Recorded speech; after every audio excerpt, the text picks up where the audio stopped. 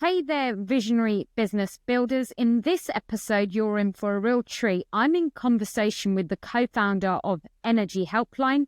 They were the first to enter the UK market in the early 2000s when comparison sites were just beginning to emerge, coinciding with the deregulation of the energy sector. They were a significant player helping millions of consumers switch to more cost-effective energy tariffs. In this episode, I'll be unpacking Jay's entrepreneurial journey, the highs, the lows, and everything in between. What motivated Jay to get involved with a startup, business partnering with co-founders, lessons learned along the way, his thought process into selling and exiting after 17 years of blood, sweat, and dedication. Listeners, you're in for a masterclass on a tech-enabled business, the entrepreneurial mindset, and the challenges to scale and grow. If you enjoy this episode, don't forget to subscribe to the Inner Circle Boardroom's Visionary Business Builders. You can find us on YouTube or LinkedIn. Hit the bell notification icon to stay in the loop. Now let's get this show on the road. Jay, welcome. Great to have you here today. Thought we could start with a quick round of questions on your younger self. Before we do a deep dive into your entrepreneurial journey, tell us, growing up, how many siblings were you? Two of us, me and my 1 year younger brother. And what was mum and dad's occupation growing up? Well, we were quite poor growing up, actually. My dad was a caretaker and my mum was a homemaker. Earliest childhood memory that comes to mind? Well, I was born in Kenya and I remember I was about 3 years old and I disturbed an ant's nest and I think I had ants crawling all over me, and all I remember is my mum just taking all my clothes off and whipping me with a towel, which wasn't very pleasant either. Excellent. Got the answer. The youngest memory I have. Brilliant. I love that. At the age of 12, what did you want to be when you grew older and why? Well, I was a big fan of superhero films, so I always wanted to be a superhero, and it varied from being Spider-Man, or I wanted to own a Knight Rider car. If anyone remembers the 80s TV series was Talking Car. So that was my 12-year-old dream. At the same time, quite nerdy, I was very into computer programming, so I actually wanted to become a famous computer programmer making wonderful, fun games. Favourite teacher or lesson in school? It's probably science. I enjoyed physics in particular, yeah. I just like the idea of how understanding why things work the way they work. Describe your school or college report in a few words. I think they probably would say that had a lot of potential, was smart, but can be lazy. First book that left a lasting influential impression on you and why? First ever book? I got into philosophy at an early age, between 16 and 19. So I guess it was the Hindu scriptures, the Vedanta, Upanishads, and in particular the Bhagavad Gita. And I think that probably was the most influential book at the time for me. When I was very young, I was looking for the meaning of life, and I studied that a lot. Who would you say was your business role model growing up and why? Growing up, I was much more into philosophy and psychology.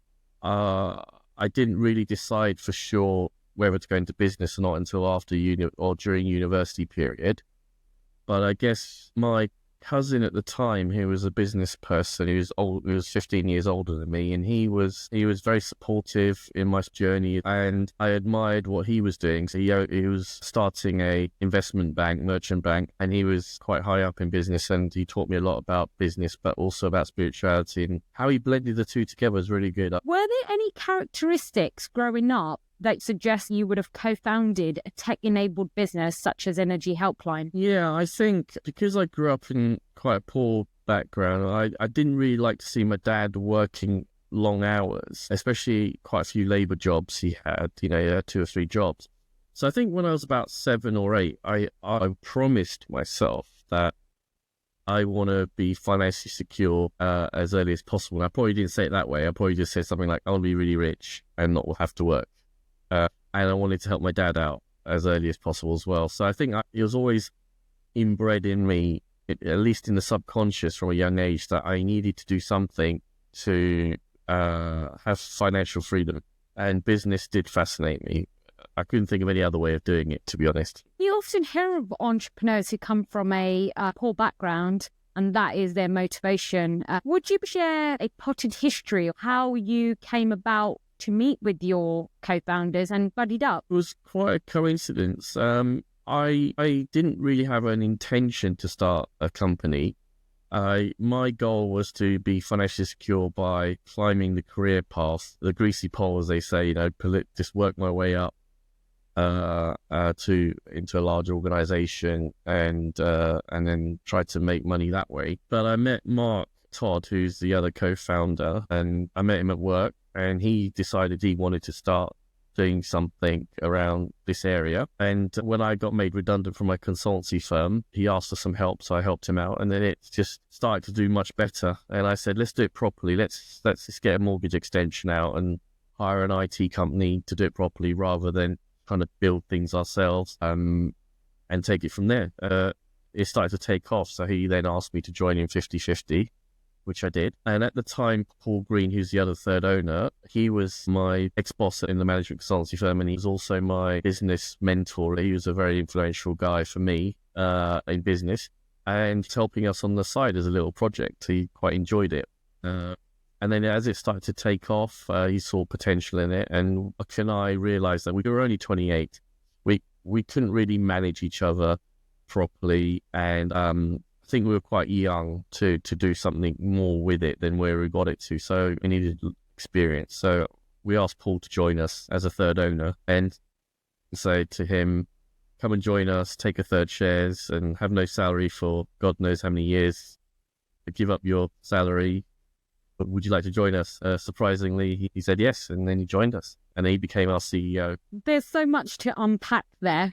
But before we start unpacking your journey to get into your first millions, can you just talk me through how did you and Mark identify the need for a business such as Energy Helpline and the need that it was addressing very early on? I think there was a couple of drivers. Well, firstly, it was Mark's idea. I think it came about because he did a dissertation on the deregulation of the energy market for his master's degree. So I think there was that understanding that with deregulation is going to come a lot of pricing differentiation and competition, and then knowing that one of the key things, something like this new thing called the internet, it was very new at the time, what it was going to bring was an easy way to compare vast amounts of information.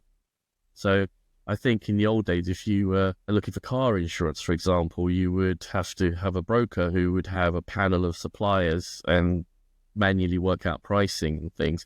But all that manual work can be done in the back end of an IT system, and then the web browser or the internet would allow you to compare prices very easily. And the energy market was going to become something where you would, an industry where you would need to compare prices. And it was great for price comparison because it was a commodity. So it didn't really matter where you got it from. It just mattered knowing how much it cost. So it was Mark's initial idea. Plus, I think Uswitch at the time, who is the dominant player, they just started out as well. So I think we were second to the market. You were just a year apart, if I remember correctly. It was very close, and they made inroads into establishing the market, which was good. So sometimes I think it's actually good to be second rather than first.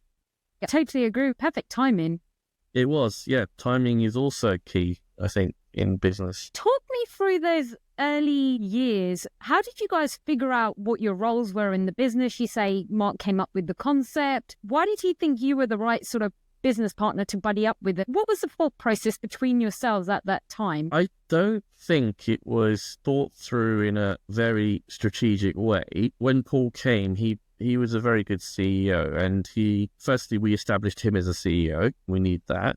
And then I think we all agreed that we would just pitch in and do whatever role. When you're small, you don't have staff, so you just have to do a bit of everything. And I think we looked at what our strengths were and established roles slowly that way. And in particular for myself, I did a number of roles, so my roles kept changing. So initially we started off with being the CEO, myself doing a bit of the operations. Mark started to do marketing with Google and PPC. And then we had an opportunity to start outbound calling from call centers in India. So I started that role and did that. And then the roles just evolved. So for me in particular, I think I did every role except marketing and finance and the CEO role, which I really enjoyed.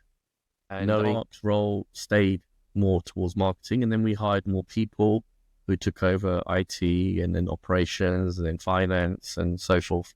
So it was an evolving journey, but at the beginning, I think you have to kind of be flexible in what you do. What did you have to sacrifice in order to begin this journey? We had to agree that we're going to commit a lot of effort and time for at least 5 years, and it's going to be hard work. So I don't think I had many weekends free for the first 2 years. Holidays were sacrificed.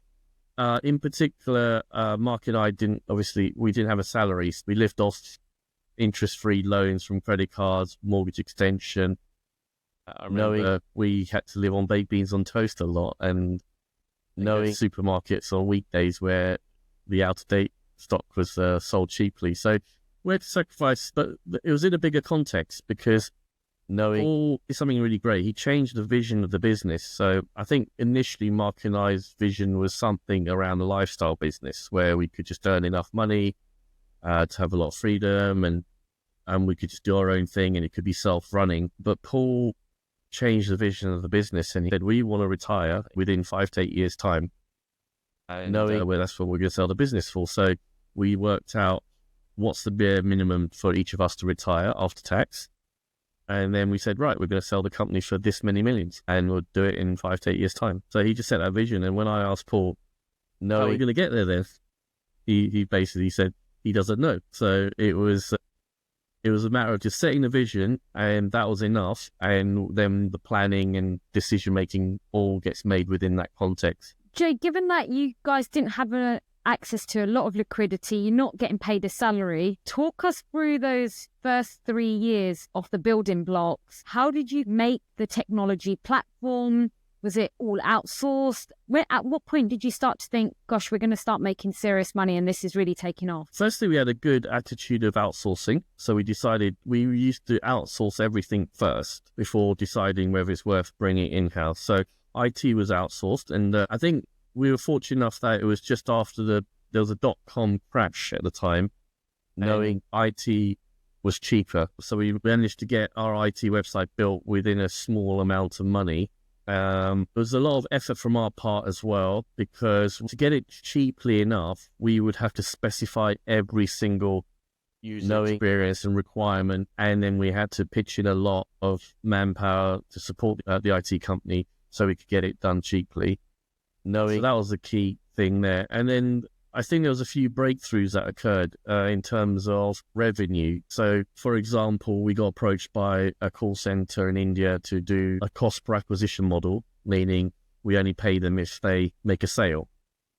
So that was a good opportunity, and that started to bring us in some initial revenues. And at the same time, we then started to dabble into PPC in Google, and Google was the Wild West at the time. So not many people were doing it. So when Mark started to do the PPC, we suddenly started to make some good profits from that. And I remember it was in year 2 or 3 of starting the company, we suddenly made a huge amount of money between those 2 revenue streams, as those revenue streams grew, and then we were able to start paying ourselves a salary. So getting the initial revenue stream is really important. Just to get a bit of an idea, what are we talking in terms of marketing costs, like to advertise on Google? You probably get about £50 to £60 off your gas and electricity sale, and you just need to make sure that you don't spend more than that. And I think we were probably spending a third of that initially, because Google was a bit easier during those days when not many people were doing it. You could get adverts at a cheaper cost. And in the call center, it was a similar revenue model, but maybe higher. So, you'd make at least 30% profit on a sale, and the rest goes to the call center operators of the outsourced company. How did you manage to identify the partners you're going to work with? Because that can always be a bit of a hit and miss. The IT company was just referrals, just people you know.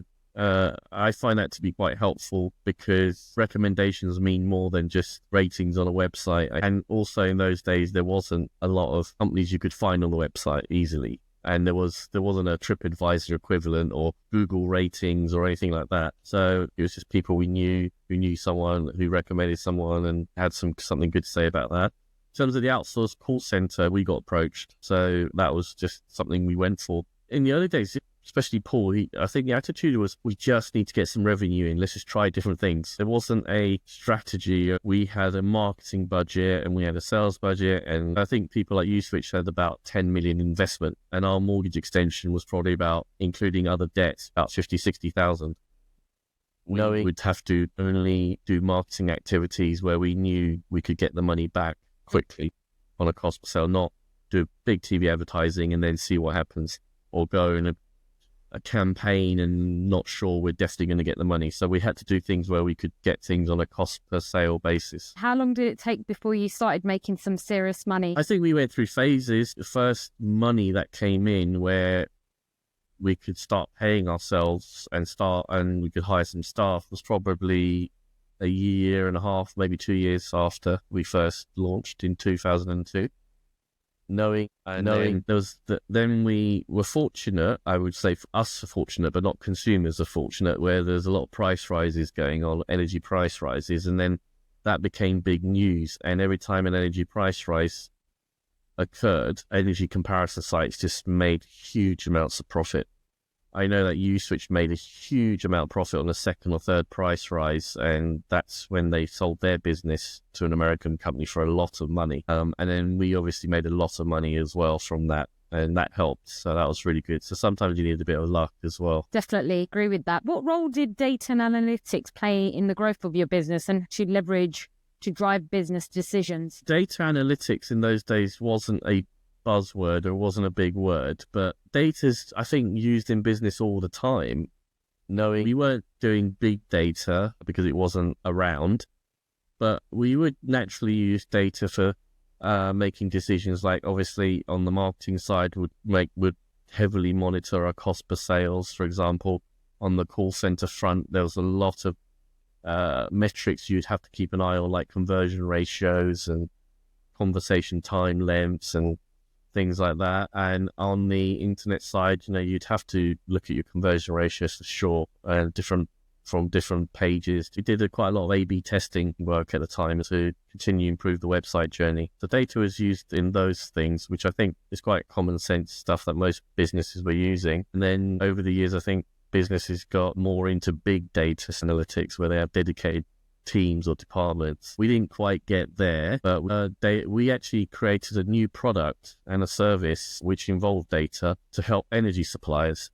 Because we had all the pricing information for the last 10 years and we have real-time price information, we created what we called a data analysis tool, which allowed suppliers visually to see where they would rank with comparison sites with their different tariffs.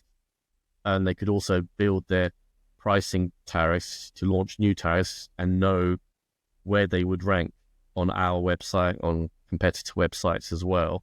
And they use data that way to provide a product and service. And that was quite instrumental in helping us sell the business as well, because it was a second revenue stream, which is really big. I remember you went from a B2C to a B2B. Yeah, most of our profits came from a B2B angle. We provided the energy comparison site for big brands such as Compare the Market, and most of the national newspapers' energy comparison sites were us. And then the data analysis tool was another service that we then sold to energy suppliers to help them with their business. What were some of the biggest challenges that you faced in building the company over those 17 years? Is there anything that really sticks out for you in terms of perseverance that you had to go through to be able to see it through? Initially, when you are starting up, the most important thing in business, in my opinion, is getting customers.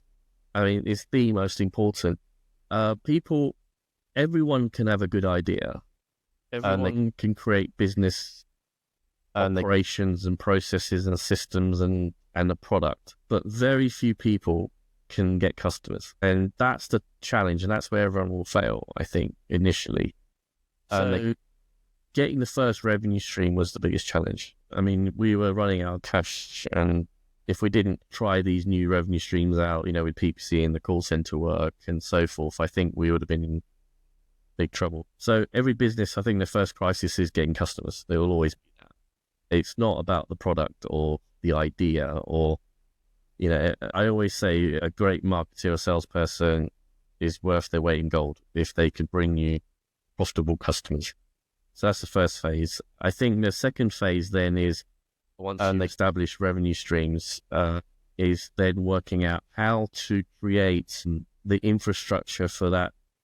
I would call the second tier of management, meaning so the business becomes less reliant on only you as owners or you as the board, and it can run itself, and the people underneath you, the senior team, they're able to push the business and drive the business forward, and it's not just you having to pull everyone and do everything. So there is a difficult period of letting go as well, of letting go of control. You have to create processes, systems, governance, decision-making governance, what decisions can get made at what level, creating a good budgeting, forecasting, management account process. So you know you've got some planning there. Creating that second tier of management to drive the business and to soak up more growth. As more customers come in, you need to be able to soak that up operationally, and you need a team to also drive more growth. So yeah, creating that second layer, I would say is the next big phase, and that's really hard. And I think a lot of companies can also fail in that area as well, because everything gets reliant on the owners still, and the owners are making every decision.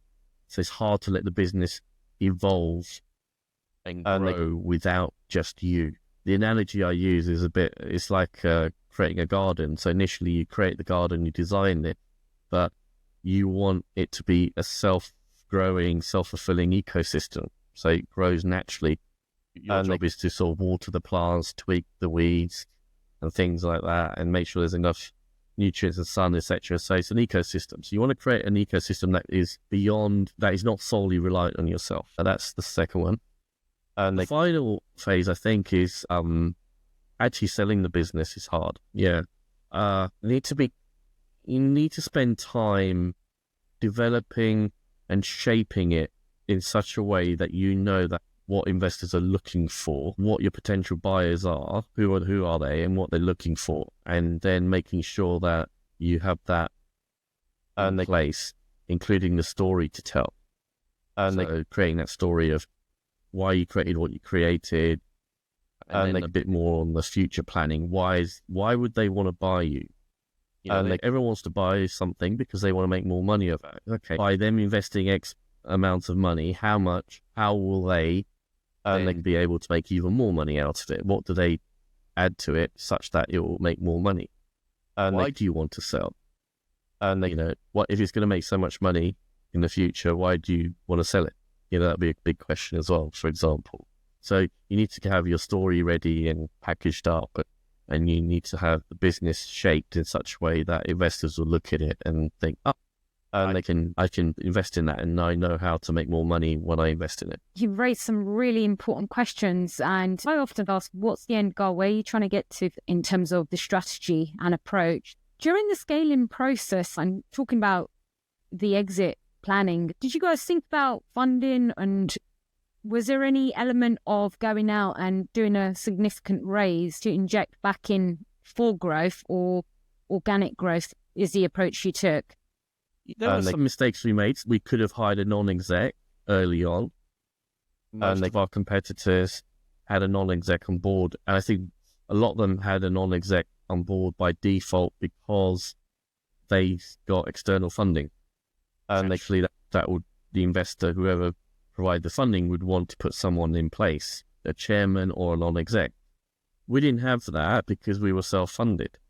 And they felt reluctant to have someone new on board plus pay them. And I guess only retrospectively realised the value of an external perspective. Whilst we were self-funded and we grew out of profits, we were one of the last to sell out of the price comparison industry. So not just energy, but broadband digital and finance and so forth. So we were the last bride standing, as it were, because everyone had an exit strategy more refined and quicker, and they were always looking out for potential investors to purchase them or buyers, whereas we didn't do that. So I'd say a key learning would be, as soon as possible, have a non-exec or a chairman who's who's experienced in knowing how to shape your business and experienced in knowing how to network to get potential interest in early. Whereas I think we just grew organically and then decided, okay, let's try to sell now because we've reached a certain level of profitability that was worth selling for. I do believe on exec, especially somebody with a corporate finance background, is their weight in gold because they often know the money markets and can help put that strategy and plan together. Looking back, you think, actually, maybe we should have raised some capital to have done an acquisition. There was an opportunity to do an acquisition. We let it pass. Yeah. Is there anything you sometimes look back and then think, gosh, if only we did that? Yeah, for sure. Uswitch were for sale at one point. They're on a fire sale. We thought we can't afford to buy them. It'll be too much. Then they sold for a bargain and we could have raised money for that. And had we bought them, I think it would have been a completely different journey for us. And a bigger journey and a much bigger exit. The people who did buy Uswitch in the end did very well with it. So yeah, I think because it's self-funded, it's your own money, because there isn't that external input, making those decisions we were a bit too insular because we're too comfortable. And because you're growing organically, we're just used to doing that. And then thinking, and there's going to be a risk if we borrow money or if we get invested, then we have to reduce our shareholding. Then we've got an external party coming in with decision-making rights and they want to move the business different. It's difficult going from we're doing it all our own to suddenly we're now going to have other people involved. But yeah, that was probably a big missed opportunity. What you've just described there, I see a lot. I think it's usually to do with power and control. And also, as you say, people get comfortable. So they don't want to be told by somebody else what to do, particularly if that person's coming in. I call them entrepreneurs because they've worked in a business and they've helped grow. And so it's more of a personality clash, I think. But just staying with that thought process of business partnering, as you know, business partnering is a bit like marriage. What was your approach to dealing with times of conflict? Was there any heated moments and how did you manage those? There were a huge amount of heated moments for sure, because the three of us were the owners, but then we expanded it to 6 people as board of directors, and so each one had a small stake in the business as well. The challenge was we were very good friends. That was also a challenge because whilst we all cared about each other, so we all looked after each other, so we didn't have those horrible politics to deal with, as it were, but we did unfortunately also become quite emotional sometimes and get upset with each other. So it was quite difficult in those phases. I think what helps the most is we created a good governance structure, like agreeing how decisions get made, what type of decisions get made at what level. So for example, certain types of decisions can only be made by the whole board on a voting right, equal voting right. So that way we knew that if it was something very, very important to discuss, at the end of the day, it'll be a democratic vote. And then we could delegate decisions downwards as well. So if it's within a budget already agreed, then we can just let the department heads do what they want to do. So within that framework, even if things are emotional or difficult, at the end of the day, a decision can then be made because you've got that governance structure in place. And that's important to allow you to operate professionally. I'm dealing with a business at the moment where we're getting them ready for exit, and it's similar to what you described. They've been so used to making their own decisions, and to your point earlier about having another investor coming in, are you ready for that jump? I think overall the difficulty is letting go. So for Mark and I, who started it initially, it was quite a journey to let go. Before the three of us were making decisions on what laptop to get, and whether to spend £1,000 or not. And then it came to a stage where hundreds and thousands and $500,000 and £1 million per month is being spent on things that I wasn't even aware of in the detail. And I had to let that go and go, okay, well, we've got a structure in place where there's a budget process and there's this process, so I have to have faith that things are getting spent wisely and appropriately, and Paul, who's the CEO, is managing that bit, and the finance person is managing that bit, and then I get to know about it at the board meetings anyway, and just letting go of, I can't be involved in every decision. It's a hard one. So it's a bit like you give birth to the baby, as it were, but then as they grow into teenage and adulthood, you have to let go of it. And that then goes quite a hard process, but allowing the processes and structure and governance that you've put in place to almost be like self-managing. And that's important, I think. The role of CEO is important to get people to buy in. The role of CEO is important to get people to be comfortable, even if they're not fully on board, but they're still comfortable enough with that decision. You don't want to alienate people necessarily and say, oh, we're just going to go to a vote. So I think we did try not to go to a vote as much as possible. And that's where the role of the CEO and the team building and so forth is important as well. But at the end of the day, there was a final way to make a decision, which is important. You've spoken a bit about exit. At what point did you start considering an exit?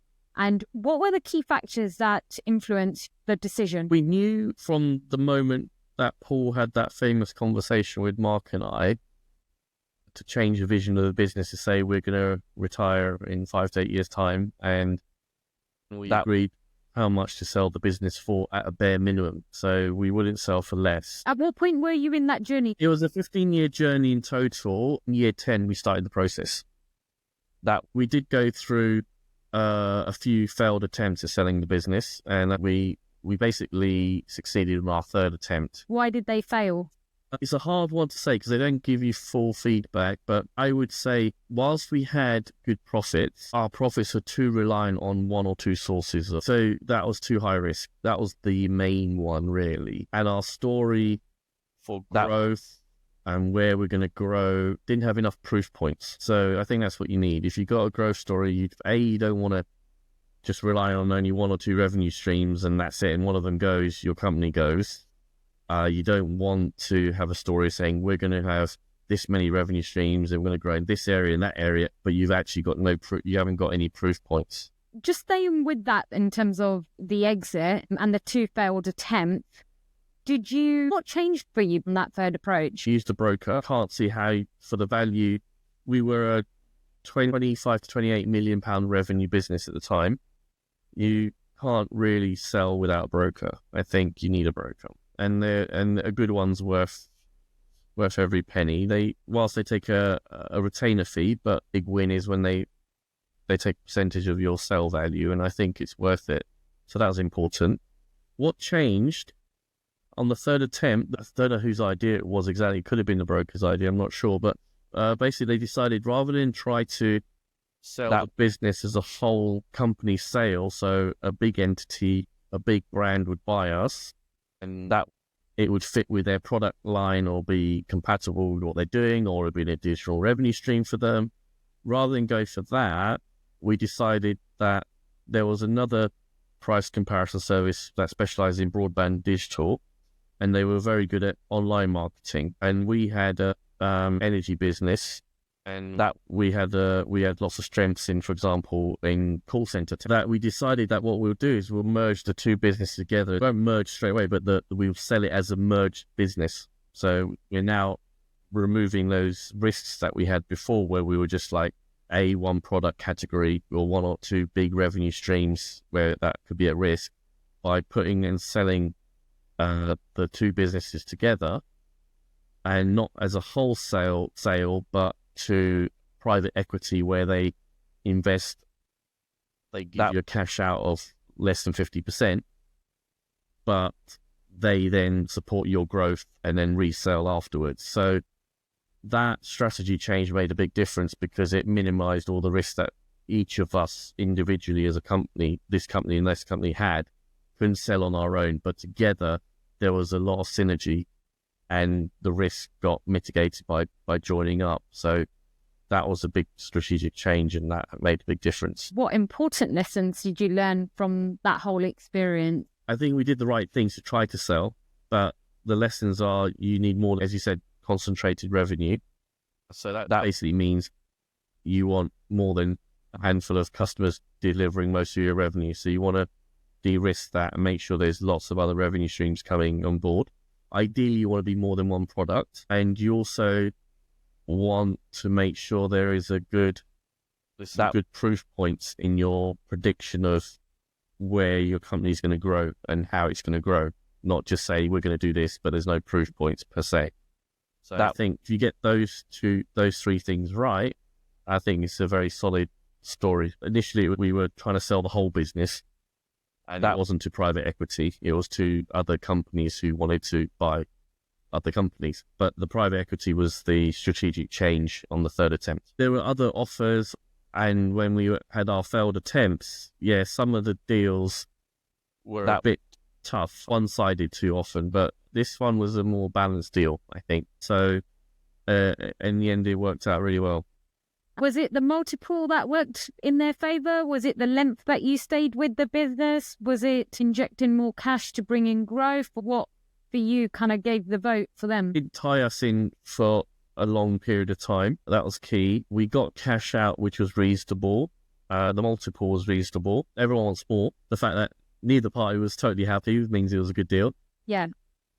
That you could say they injected cash in the business, but they injected lots of good people as well. So our level of expertise at the top level significantly grew. We were able to do a lot more than we were before. So the skills they brought in was very good. What excites you the most at the moment? I've embarked on a new business venture myself recently. I've become CEO of my local boxing and HIIT classes gym. And I'm very excited by it because I can see that because of its unique position and also because of the value I can add from my experience, I think in 3 years' time, we can sell it from the current owners can also retire as well. And one of the things, so since going back into work, as it were, even though it's still part-time, my goal since I was 16, 17 has always been to work for a cause or NGO or a charity, something I'm really passionate about, something that makes a difference in the world. I always wanted to do that, but at the same time, I wanted to be financially secure first, which is why I got involved in the entrepreneurial world. And that's always been my goal. I see myself as I've finished phase one of the goal, which is to be financially secure and learn business leadership skills. And then the next phase will be to work for a cause that I find somewhere. So the universe will tell me that I feel really passionate about. But in the meantime, I'm in my gap year. So I'm going to, enjoying new hobbies and traveling and this boxing and HIIT gym work project to kind of fell in my lap really, because I was doing a lot of free on business coaching for entrepreneurs. So I was doing it for them. And then it just came to me and I thought, okay, I could just spend another 2-3 years doing this that I'm passionate about. So that's what I'll do. Jay, I wish you all the success with that. I want to say thank you so much for your time today. Thank you. I thoroughly enjoyed this conversation. Tons of learnings and insights. I'll include your LinkedIn URL if anyone wants to reach out and connect with you. Folks, that's all for today's episode. If you found this valuable, you're in for a right treat. We've got a treasure trove of interviews with other visionary business builders, all sharing their hard-earned insights. Don't miss out on the new releases. Subscribe to the Inner Circle Boardroom Visionary Business Builders. You'll find us on YouTube or LinkedIn. Hit the notification bell icon to stay in the loop for our next deep dive with a visionary business builder. Until next time, keep aiming high and building smart.